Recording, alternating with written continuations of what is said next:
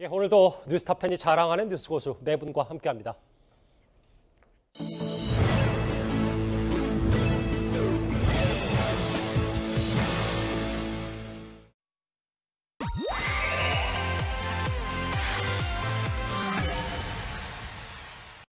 앞서 세 분은 엄밀히 따지면 간단한 해명을 오히려 추미애 장관이 저런 발언 때문에 논란을 더 키웠다 뭐 이런 말씀도 공통적으로 해주셨는데 조상호 부대변인. 예. 그런데 곧바로 오늘 추미애 장관 측 변호인이 반박을 했거든요.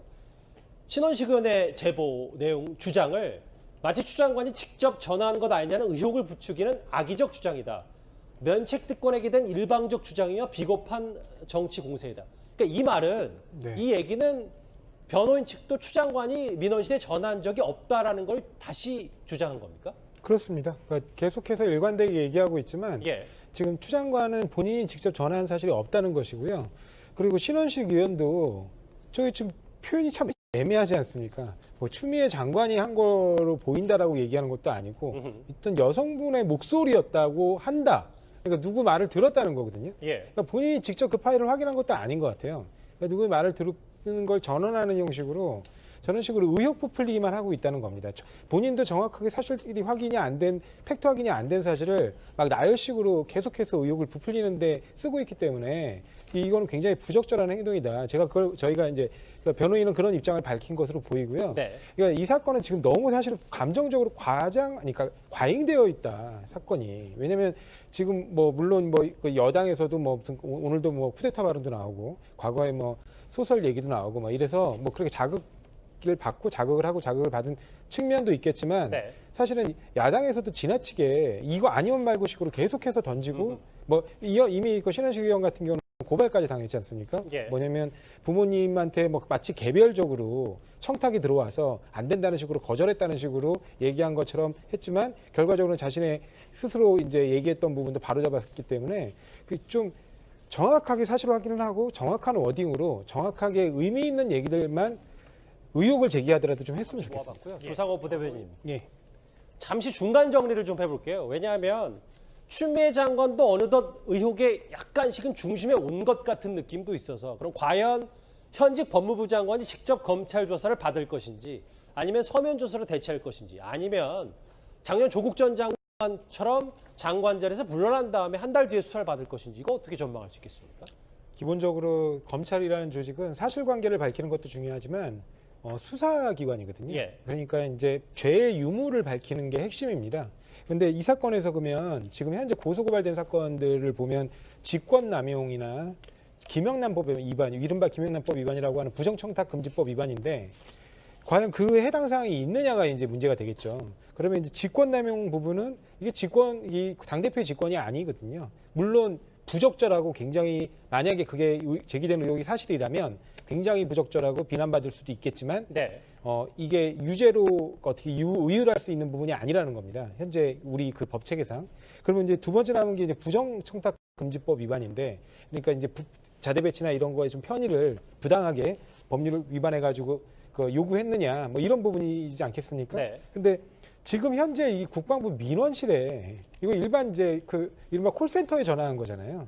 거기에 그런 민원 청탁 그런 것들이 드러날 것 같지는 않거든요. 그래서 현 시점에서는 이제 굳이 얘기하면 보좌관 전화 부분, 그 보좌관 전화 부분에 어느 정도 관여했느냐와 관련된 부분이 아직 드러나지 않고 있기 때문에 네. 굳이 현 시점에서 조사가 진행된다면 서면 조사로 그치거나 아니면 진술서 정도를 받는 것으로 정리될 가능성이 높죠. 근데 이제 아무래도 추가적으로 뭔가 더 확인되는 부분이 있다면 예. 이제 좀 달라질 수는 있겠죠. 알겠습니다. 국방부 이 A 대위 있잖아요. 그러니까 지역대 지원 장교 그러니까 그 카투사 네. 상급 부대 지원 장교고.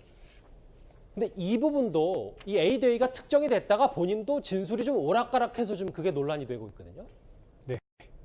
이게 지금 사실은 이 논란에 앞서서 이 6월 25일이라는 날짜도 좀 확인을 해봐야 되는 거예요. 예. 왜냐하면 이게 사실은 서일병이 그 당시에 휴가 기간이 끝나는 날이 금요일, 그러니까 6월 23일이었습니다.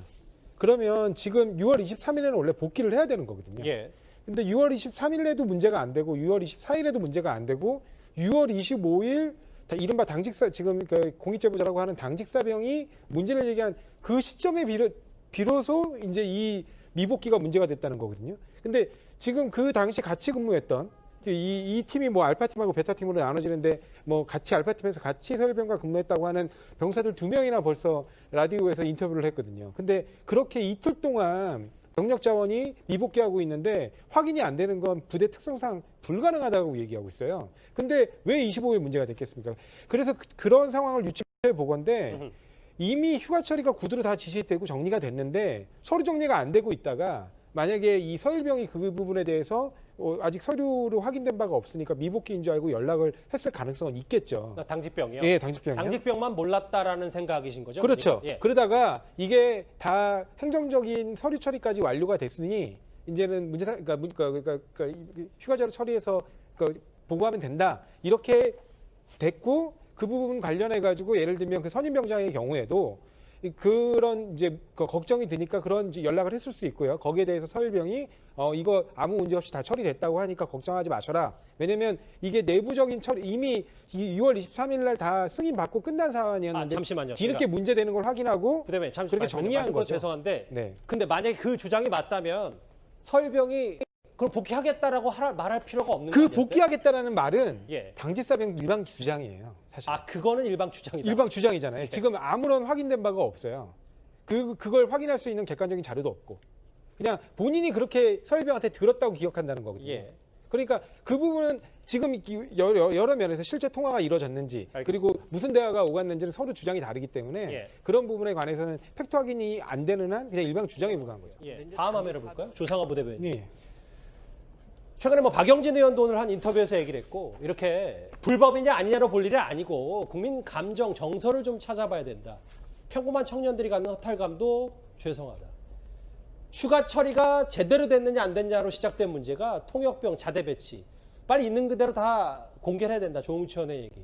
근데 또 내부에서는 또 여러 가지 두 사람에 대해서 또 얘기 비판 목소리도 있거든요. 아니, 여당에서 분명히 단언해서 말씀드리는 건 법적인 문제가 없다는 겁니다. 여러 차례 뭐 전화로 연장 가능하냐? 뭐 육군 병영생활 규정 제 111조에 따라 가능합니다.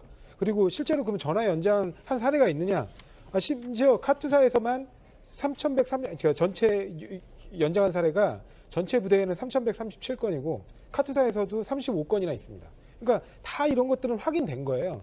다만 여당 내에서도 우려하는 건 이게 군 휴가 문제라는 겁니다. 이 군 휴가 문제는 이제 이 군대 문제 그다음에 애들 뭐 진학 문제 이런 문제는 우리나라에서는 굉장히 민감한 주제이기 때문에 이런 문제에 대해서 국민들 마음으로 좀 더 그 자세를 취함에 있어 겸손할 필요가 있다. 그런 부분은 충분히 공감할 만한 말이거든요.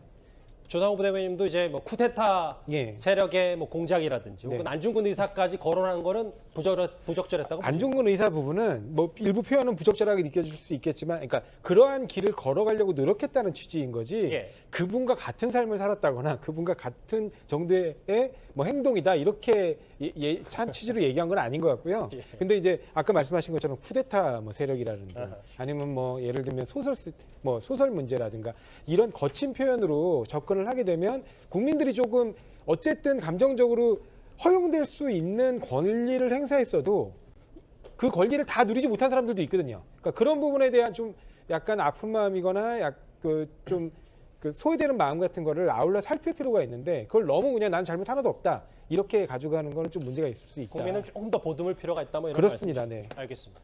조상호 부대변인, 예. 저는 이 질문을 좀 드리고 싶은데 당원권 정지했어요 민주당이. 뭐 누군가는 이거를 중징계라고 볼 수도 있지만 또 한편에서는 윤 의원이 얼마나 어떤 당직을 갖고 있었길래 이거 정지시킨다고 무슨 실효성이 있냐, 국민들 마음을 좀 보듬어줄 수 있느냐, 뭐 이런 부분도 좀 궁금하거든요. 예, 근데 지금 우리 당원상 이제 부패 혐의자로 기소된 경우에는 일단은 당원권을 정지하게 돼 있습니다. 근데 예. 이제 이게 부패 혐의냐 그 부분은 좀 논란이 있는 사안이거든요. 근데 이제 명백히 부패 혐의가 아니었던 사안이 있습니다. 기소됐지만 그게 이제 과거 이재명 지사하고 김경수 지사 사건인데 그거는 예. 이제 둘 다 공직선거법 위반 관련이지 부패 혐의는 아니었거든요. 근데 그 경우에 당사자들이 본인이 셀프 당원권 정지라 그래서 다 당직을 내려놓고 그냥 사실상 당원권 정지와 유사한 형태를 만들어서 네. 예, 당원권 정지 효과를 불러왔는데 이번에는 윤리심판원에서 명시적으로 물론 당사자의 요청도 있었지만 윤리심판원의 결정으로 당원권을 정지한 거고요. 그다음에 당직이 이제 의미 있는 당직은 아직은 초선이고 그러니까요. 예, 국회의원 임기 시작할 때부터 좀 논란이 많아가지고 의미 있는 당직은 맞지는 않았지만 이제 원래 당위원이 맡게 되는 보통 국회의원이라면 당연히 맡게 되는 중앙위원하고 그다음에 전국대의원 당직이 있거든요. 그 부분에 대해서는 다 이제 내려놓는 것으로 일단은. 그러니까 이 정도면은 당의 징계는 충분하다라고 일단은 개인적으로 보시는 겁니다. 아직 확정된 사실관계는 아니니까 예. 판결로 확정되기 전까지 당이 취할 수 있는 조치로는 나름 근데 강력한 재판 조치. 과정이 꽤 길 텐데요. 이거 하면 또 국회의원 임기 다 채우는 건 아닌지 뭐. 근데 이런 얘기도 무죄 추정의 원칙상 일단은 우리 당 입장에서는 당사자가 무죄를 다투고 있는 한도 내에서는 알겠습니다. 현재가 가장 강력한 징계입니다. 윤미향 의원 얘기까지 여당 내부 분위기까지 정리를 해봤습니다. 예, 수요일 뉴스탑10 준비한 소식은 여기까지입니다. 여러분 고맙습니다.